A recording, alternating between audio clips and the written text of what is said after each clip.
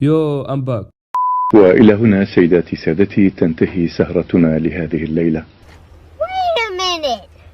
Who are you? عسلامة ومرحبا بكم الناس الكل في فيديو جديد. ان شاء الله تكونوا بخير، ان شاء الله جوكم باهي، ان شاء الله يا ربي الامور تمام التمام. الفيديو متاع اليوم باش نحكيو على اقوى 5 كلاشات في تاريخ تونس. غير ما نطول عليكم ونبداو بالبيف الخامس، هو بين سانفارا وسامارا. الحكايه بدات من سامارا بتراك مهندرة، وكان كلاش سانفارا. بعد مده قصيره سانفارا يجاوبوا ب4 تراكات، بطوى السيني عمي زيد اصبر وتو توالف. كل تيتر من هذوما يرمي في المعنى على سامارا.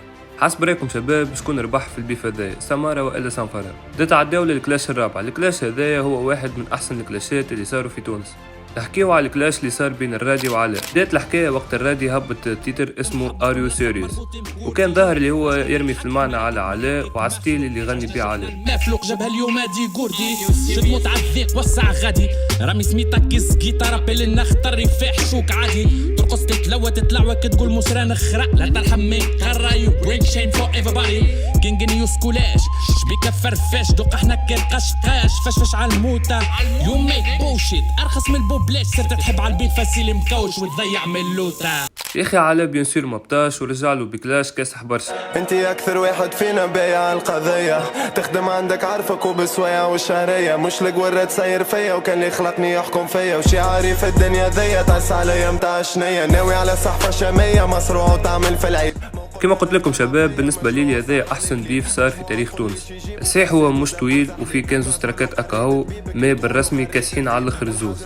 نتعداو للكلاش الثالث اللي هو كلاش بسيكو ام وعمر اللي. الحكايه بدات وقت عمر اللي طلع في راديو وحكى على الراب في تونس. يا اخي بسيكو ام كان في البريود هذيك يعمل في لايفوات، عمل رياكسيون على الانترفيو اللي عمله عمر اللي في موزيك كافيم. عمر اللي ما عجبتوش الرياكسيون اللي عملها بسيكو ام، بدات تلحم على ستوريات في الانستغرام لين وصلوا لليوتيوب. هذول هذي دخل في حياتي هذول السيد هذا والله تواني اول مره نسمعه ولا مدخلها في حياتي السيد هذا فيهم بالغاد. انا مدخلها في حيط وانت بارامون تحب شكون يدخلها لك في عين ظهرك وانتو لي كاميرا حبيبك مامان ويلكم. يهبط بسيكو ام كلاش بربع ساعة 15 دقيقة كاملة هو يسب في عمر اللي. وقتها تونس كل حكاية على التراك هذاك، ما يبطاش عمر اللي ومغدوة يجاوبوا بكلاش، وزيد بعدها بنهارين يعاود يهبط له كلاش اخر، وبعدها بمدة قصيرة يزيد يهبط له كلاش اخر. معناها بسيكو ام هبط كلاش بربع ساعة وعمر اللي هبط 3 كلاشات. قولوا لي شباب ما هو الكلاش اللي خير، ال 15 دقيقة متاع بسيكو ام ولا 3 تراكات متاع عمر اللي؟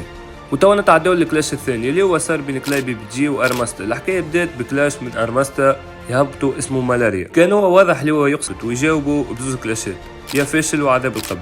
توا نتعداو للبيف رقم 1، هو بيف غني عن التعريف، تونس كامله تعرفه وتونس كامله سمعت بيه، اللي هو بين كلاي وسامارا 2018. الحكايه بدات من انترفيو عملوا سامارا في عبدالي شوتاي، والناس الكل نعرفوا كيفاش تصرف سامارا وقتها وكيفاش حكى. يا اخي كلاي هبط تراك يسميه كومبا بعد مده قصيره من الانترفيو يكلاش في سامارا.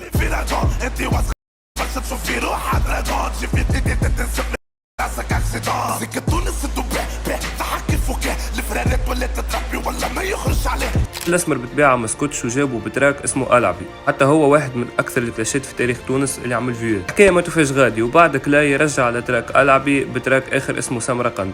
لان نكون وصلنا لاخر الفيديو شباب، اذا كان عجبكم تنعملوا منه بارتو. قولوا لي شكون احسن كلاش في الكلاشات الخمسه اللي حكينا عليهم وشكون ربح في كل بيف.